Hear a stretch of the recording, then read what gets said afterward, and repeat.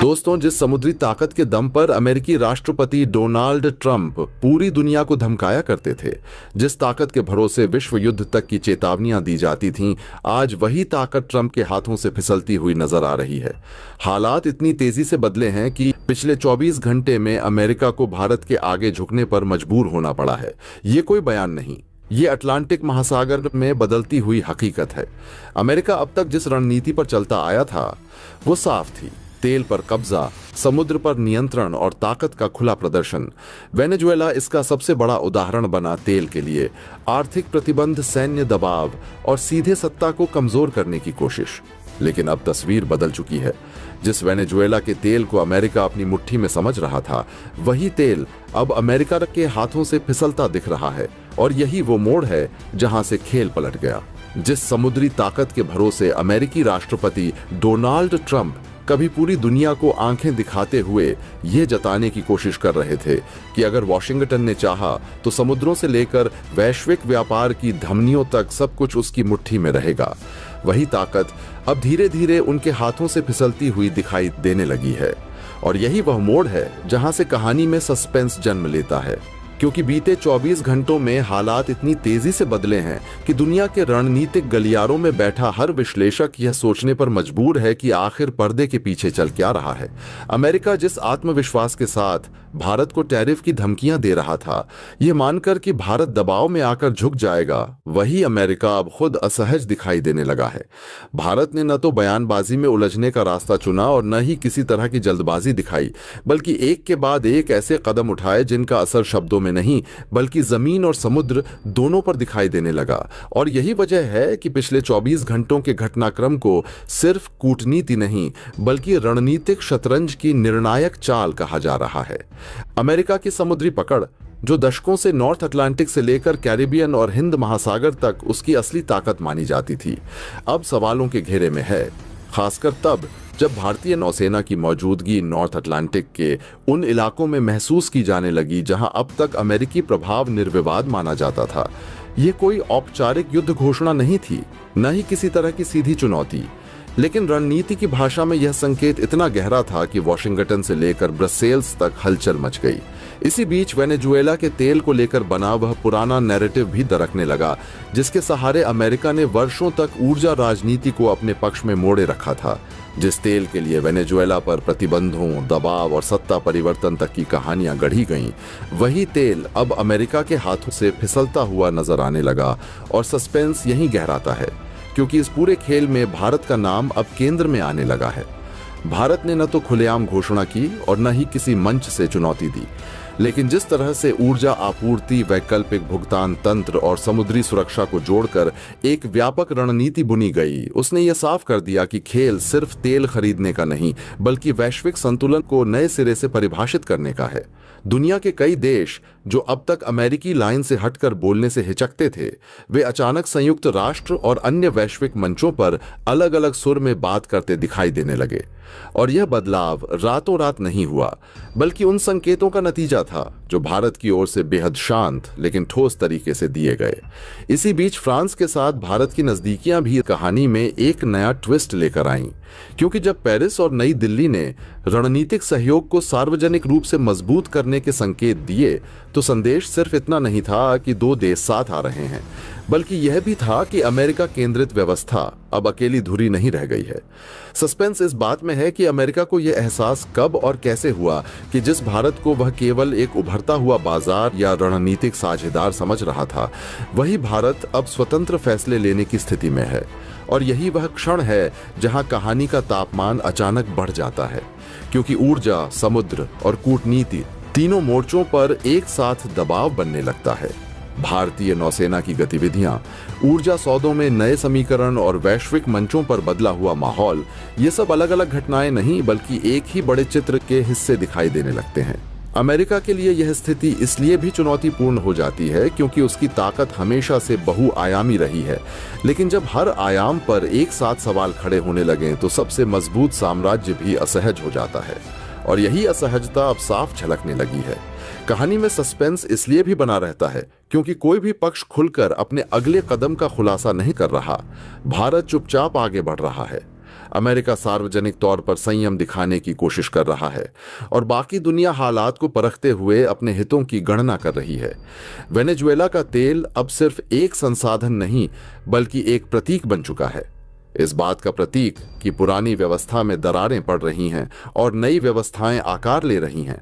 और इस पूरे घटनाक्रम के बीच सबसे बड़ा सवाल यही है कि क्या यह सिर्फ एक अस्थायी तनाव है या फिर वास्तव में वैश्विक शक्ति संतुलन का वह क्षण आ चुका है जहां से वापसी संभव नहीं। सस्पेंस इसीलिए बना हुआ है क्योंकि जवाब अब भी किसी के पास नहीं है, लेकिन संकेत साफ हैं कि समुद्रों की लहरों के नीचे और ऊर्जा सौदों की फाइलों के भीतर कुछ ऐसा बदल चुका है जो आने वाले समय में दुनिया की दिशा तय कर सकता है। और शायद यही वजह है कि इस वक्त हर राजधानी में, हर थिंक टैंक में और हर रणनीतिक बैठक में सिर्फ एक ही नाम बार बार लिया जा रहा है, भारत। क्योंकि इस पूरी कहानी में भारत न तो शोर मचा रहा है और न ही जल्दबाजी दिखा रहा है, बल्कि उसी खामोशी से आगे बढ़ रहा है जो किसी भी बड़े भू राजनीतिक बदलाव से पहले सबसे ज्यादा डर पैदा करती है। और यही खामोशी इस सस्पेंस को और गहरा बना देती है। जिस समुद्री ताकत के दम पर अमेरिकी राष्ट्रपति डोनाल्ड ट्रंप पूरी दुनिया को धमकाते हुए विश्व युद्ध तक की धमकी दे रहे थे, अब वही समुद्री ताकत अमेरिकी राष्ट्रपति डोनाल्ड ट्रंप के हाथों से फिसल चुकी है। हालात इस वक्त बहुत तेजी से बदल रहे हैं। पिछले 24 घंटों में अमेरिका के ऊपर एक के बाद एक भारत की तरफ से ताबड़तोड़ एक्शन लिए गए। अमेरिकी राष्ट्रपति डोनाल्ड ट्रंप ने भारत को टैरिफ की धमकी देते हुए ऐसा सोच रहे थे कि भारत अमेरिका के आगे घुटने टेक देगा, लेकिन हालात बदले और भारत ने पिछले 24 घंटे के अंदर अंदर जो किया उसके चलते खुद अमेरिका को भारत के आगे घुटने टेकने पर मजबूर होना पड़ रहा है। हालात इस वक्त बदल चुके हैं जिस तेल के लिए अमेरिका ने वेनेजुएला पर हमला करके वहां के राष्ट्रपति निकोलस मादुरो तक को अपने कब्जे में ले लिया। अब वही वेनेजुएला का तेल इस वक्त अमेरिका के हाथों से फिसल चुका है। हालात बदल रहे हैं दुनिया भर के देश इस वक्त एक तरफ तो अमेरिका के खिलाफ हैं, तो वहीं भारत ने इस पूरे घटनाक्रम के बीच में जो बवाल मचा दिया है उसके चलते अब पूरी दुनिया में भारत को लेकर के बड़ी चर्चा शुरू हो चुकी है। हालात इस वक्त बहुत तेजी से बदल रहे हैं। इस वक्त अमेरिका के नॉर्थ अटलांटिक ओशियन में भारतीय नेवी ने जैसे ही कदम रखा मानो बवंडर उठ चुका हो। हालात बदल चुके हैं। हालात ऐसे बन रहे हैं कि जैसे अब अमेरिका का वेनेजुएला के तेल से हमला और अमेरिका की ताकत वेनेजुएला के तेल से खत्म होती हुई दिखाई दे रही है। खबर जो सामने आ रही है उसके बाद से पूरी दुनिया भर में भारत को लेकर इसकी चर्चा हो चुकी है। तेल के खेल पर अब भारत राज करने जा रहा है, यानी जिस वेनेजुएला के तेल को लेकर के अमेरिका ने पूरा प्रपंच रचा था, अब वही तेल भारत के कब्जे में आने जा रहा है। और इस पूरे घटनाक्रम के बीच में अमेरिका के साथ इस वक्त पूरी दुनिया के देश लगातार इस वक्त अपोजिट बैठकर के लगातार यूएन में बात कर रहे हैं, तो वहीं भारत जमीनी स्तर पर एक के बाद एक बड़े फैसले ले रहा है। एक तरफ तो भारत ने फ्रांस के राष्ट्रपति के साथ मिलकर के सीधे तौर पर अमेरिका को ऐसी धूल चटाई है। अटलांटिक की लहरें उस रात कुछ अलग ही कहानी सुना रही थीं, जैसे समुद्र खुद सांस रोककर किसी ऐसे मोड़ का इंतजार कर रहा हो जहां से दुनिया की ताकतों का संतुलन हमेशा के लिए बदल जाए। क्योंकि अब यह सिर्फ पानी की हलचल नहीं थी, बल्कि वैश्विक राजनीति की नसों में दौड़ते डर, अहंकार और रणनीति का उफान था। एक ऐसा उफान जिसमें अमेरिका की वर्षों पुरानी समुद्री बादशाहत पहली बार खुले तौर पर चुनौती के घेरे में दिखाई देने लगी थी। और इस पूरे घटनाक्रम के केंद्र में था वेनेजुएला का तट, नॉर्थ अटलांटिक ओशियन, और अचानक उभर कर सामने आई भारत की मौजूदगी, जिसने वॉशिंगटन से लेकर मॉस्को और ब्रसेल्स तक सभी को यह सोचने पर मजबूर कर दिया कि क्या वाकई खेल अब वैसा ही रहेगा जैसा अब तक चलता आया था। अमेरिका ने जब रूसी तेल टैंकरों को रोकने और अपने कमांडो ऑपरेशन के जरिए उन्हें नियंत्रण में लेने का फैसला किया, तो यह सिर्फ आर्थिक दबाव नहीं था, यह एक मनोवैज्ञानिक वार था। एक ऐसा संदेश जिसमें साफ कहा गया था कि अब चेतावनी का दौर खत्म हो चुका है और सीधी कार्रवाई का समय आ गया है। लेकिन अमेरिका शायद यह भूल गया था कि समुद्र सिर्फ ताकत नहीं, संतुलन भी मांगता है। और जैसे ही यह खबर फैली कि रूस के 2 से ज्यादा टैंकर वेनेजुएला के पास फंसे हुए हैं, पूरी दुनिया के रडार अचानक सक्रिय हो गए, क्योंकि यह घटना सीधे सीधे रूस की संप्रभुता और उसकी रणनीतिक लाल रेखाओं को छू रही थी। मॉस्को में इसे किसी सीमित घटना की तरह नहीं देखा गया, बल्कि इसे उस चिंगारी के रूप में पहचाना गया जो अगर अनियंत्रित हुई तो अटलांटिक की गहराइयों से लेकर यूरोप की सड़कों तक आग फैला सकती है। और यही वजह थी कि रूस की प्रतिक्रिया पहले चुप्पी में लिपटी रही, एक खामोशी जो बाहर से शांत लेकिन अंदर से बेहद खतरनाक थी, क्योंकि उसी खामोशी के पीछे परमाणु क्षमता वाली सबमरीनों की आवाजाही तेज हो चुकी थी। ऐसे युद्धपोत जो अब तक सिर्फ ब्लैक सी या आर्कटिक की बर्फीली परतों के नीचे देखे जाते थे, अब अटलांटिक की खुली छाती पर अपनी मौजूदगी दर्ज करा रहे थे, और यह सब सैटेलाइट इमेज में कैद हो रहा था। हर नई तस्वीर के साथ डिफेंस एक्सपर्ट्स की बेचैनी बढ़ती जा रही थी, क्योंकि यह साफ हो चुका था कि रूस अकेले नहीं उतरेगा। और यहीं से कहानी ने वह मोड़ लिया जिसकी किसी ने कल्पना तो की थी, लेकिन इतनी जल्दी होने की उम्मीद नहीं थी, जब रूस ने अपने सबसे भरोसेमंद रणनीतिक साझेदार की ओर रुख किया, भारत की ओर। यह कोई सामान्य राजनयिक संवाद नहीं था, यह एक रणनीतिक संकेत था, एक ऐसा SOS जिसमें छुपा हुआ अर्थ पूरी दुनिया समझ गई थी। क्योंकि भारत जब किसी समुद्री थिएटर में कदम रखता है तो वह सिर्फ उपस्थिति दर्ज कराने नहीं आता, वह समीकरण बदलने आता है। अब तक भारत को इंडियन ओशियन, अरब सागर और हिंद प्रशांत तक सीमित करके देखने की आदत दुनिया को पड़ चुकी थी, लेकिन नॉर्थ अटलांटिक में भारतीय युद्धपोतों की मौजूदगी ने उस सोच को तोड़ दिया। यह एक साइलेंट लेकिन गूंजता हुआ संदेश था कि भारत की समुद्री रणनीति अब क्षेत्रीय नहीं बल्कि वैश्विक हो चुकी है। और यही वह पल था जब ट्रंप प्रशासन के भीतर अलार्म बजने लगे, क्योंकि जिस प्लान के तहत वेनेजुएला पर दबाव बनाकर रूस को आर्थिक और रणनीतिक रूप से घुटनों पर लाने की कोशिश की जा रही थी, वह प्लान अब दरकता हुआ नजर आ रहा था। अचानक खबर आई कि वेनेजुएला के पोर्ट्स पर फंसे टैंकरों को रिलीज किया जा रहा है, जिनमें रूसी टैंकर भी शामिल थे। और यह फैसला किसी नरमी का संकेत नहीं बल्कि मजबूरी का नतीजा था, क्योंकि अमेरिका समझ चुका था कि अगर इस टकराव में भारत पूरी तरह सक्रिय भूमिका में आ गया तो यह सिर्फ रूस अमेरिका का मुद्दा नहीं रहेगा, यह एक बहुपक्षीय शक्ति संघर्ष बन जाएगा, जहां नैरेटिव कंट्रोल अमेरिका के हाथ से फिसल सकता है। भारत की सबसे बड़ी ताकत यही रही है कि वह सिर्फ हथियारों से नहीं, सोच से लड़ता है। उसकी मौजूदगी सिर्फ युद्धपोतों की संख्या नहीं बल्कि उस भरोसे की गिनती होती है जो कई देश उसके साथ जोड़कर देखते हैं।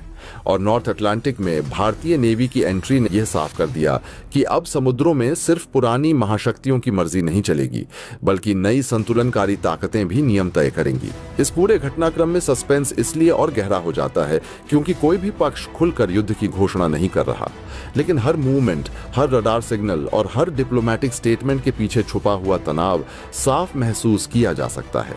जैसे पूरी दुनिया एक ऐसे मोड़ पर खड़ी हो जहां एक गलत कदम अटलांटिक को युद्ध का मैदान बना सकता है।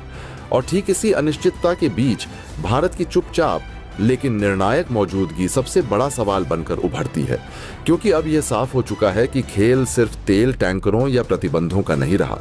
यह उस नए वैश्विक क्रम का संकेत है जिसमें भारत सिर्फ दर्शक नहीं बल्कि दिशा तय करने वाली ताकत बनकर उभर रहा है। और शायद यही वजह है कि दुनिया की सबसे बड़ी ताकतें इस वक्त सिर्फ एक दूसरे को नहीं बल्कि भारत की अगली चाल को भी उतनी ही बेचैनी से देख रही हैं।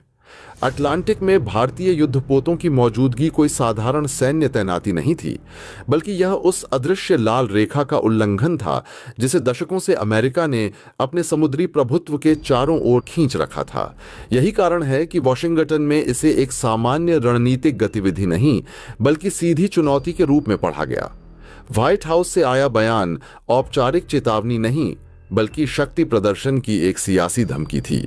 500% टैरिफ, प्रतिबंधों की बात और भारत को वैश्विक आर्थिक प्रणाली से अलग थलग करने के संकेत। लेकिन यह हथौड़ा जमीन पर पड़ते ही खोखला साबित हुआ। ट्रंप का संदेश सीधा था, पीछे हटो वरना अंजाम भुगतो। पर भारत ने इसे अल्टीमेटम नहीं बल्कि अवसर के रूप में देखा। भारत जानता था कि यह केवल रूस से तेल खरीद या किसी एक जहाज का सवाल नहीं है। यह उस नई विश्व व्यवस्था का ट्रायल रन है जो आने वाले दशक में तय करेगी कि समुद्रों पर किसका नियम चलेगा। आज अगर अमेरिका अटलांटिक में जहाजों को रोक सकता है तो कल इंडियन ओशन में भी वही दोहराया जाएगा। और भारत के लिए यह स्वीकार्य नहीं था। इसलिए भारत ने पीछे हटने के बजाय पूरे क्षेत्र में उतरने का फैसला किया। और यहीं से सस्पेंस ने आकार लेना शुरू किया। समुद्र में अब केवल युद्धपोत नहीं थे बल्कि संदेश तैर रहे थे, बिना बोले, बिना प्रेस कॉन्फ्रेंस के। हर रडार लॉक एक चेतावनी था, हर कोर्स करेक्शन एक अल्टीमेटम और हर फ्लैग सिग्नल एक बयान। दुनिया सांस रोककर देख रही थी कि पहला कदम कौन उठाएगा, क्योंकि पहला कदम ही आखिरी भी हो सकता था। भारत की एंट्री ने इस पूरे खेल का टेम्पो बदल दिया। अब यह अमेरिका बनाम रूस का द्वंद्व नहीं रहा, बल्कि एक त्रिकोणीय शक्ति संतुलन बन चुका था जिसमें भारत निर्णायक फैक्टर बनकर उभरा। और इसी बीच कुछ ऐसा हुआ जिसकी सार्वजनिक पुष्टि तो किसी ने नहीं की, लेकिन जिसने इस पूरी कहानी की दिशा पलट दी। अटलांटिक में एक अघोषित घटना, एक ऐसा मूव जिसने अमेरिका, रूस और भारत तीनों को एक ही क्षण में एक ही लाइन पर खड़ा कर दिया। लेकिन आगे कौन था, यह स्पष्ट था। उस पल ने यह साबित कर दिया कि भारत अब केवल उभरती शक्ति नहीं, बल्कि संकट प्रबंधन की धुरी बन चुका है। यही वह क्षण था जब दुनिया को समझ में आया कि भारत की मौजूदगी केवल सैन्य ताकत का प्रदर्शन नहीं, बल्कि रणनीतिक स्थिरता का संकेत है। और यहीं से पहला हिस्सा साफ हुआ कि आखिर इस पूरे घटनाक्रम के बीच में हुआ क्या और क्यों अचानक वैश्विक संतुलन भारत के पक्ष में झुकने लगा। नाटो के भीतर जो देश अब तक अमेरिका के साथ खड़े होकर बातचीत की मेज पर दबाव बना रहे थे, France, Britain, Norway, Sweden, Denmark, उन्होंने चुपचाप अपना रुख बदला। यह कोई सार्वजनिक विद्रोह नहीं था, बल्कि एक रणनीतिक पुनर्संरेखण था। अमेरिका के मंच से हटकर भारत के साथ खड़े होने का फैसला इस बात का संकेत था कि उन्हें अब शक्ति से ज्यादा संतुलन चाहिए था, और संतुलन इस वक्त भारत दे सकता था। भारत अब तक अपनी नेवी की क्षमता, लॉजिस्टिक्स और दूर दराज ऑपरेशंस की तैयारी के बल पर इस क्षेत्र में उतरा था, लेकिन अब दुनिया ने यह समझ लिया कि यह केवल शक्ति का सवाल नहीं, बल्कि भरोसे का सवाल है। भारत की एंट्री ने पूरे सिनारियो को अपने नियंत्रण में लेने का संकेत दे दिया था, और यही कारण था कि समर्थन हथियारों तक सीमित नहीं रहा, यह कूटनीतिक ढाल में बदल गया।